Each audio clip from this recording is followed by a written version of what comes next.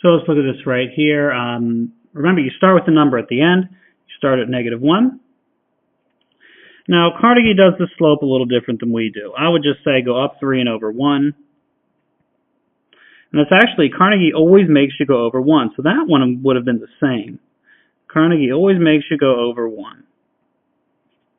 Y is less than. If you see Y is less than like that, shade down. That's at the bottom of your cheat sheet there. Okay, let's look at the next one. So the next one, we're going to start at -1, put a point. And for our purposes here, I'm going to go down 5 and over 7. Down 5, over 7. These grids are all 7 by 7, so when it's over 7, I know it's on the edge. It'll be a dashed line like the other one.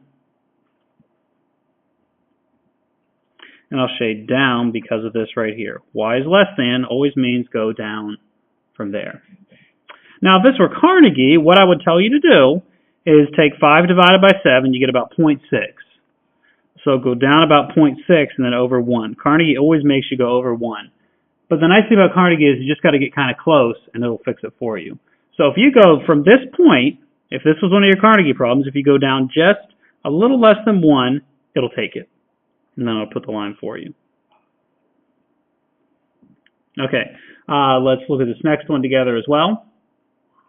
If there's no number at the end, remember it's +0. So start at 0. And then that's -2, so put it over 1, down 2, and over 1. And I kind of went real quick over the negative bit.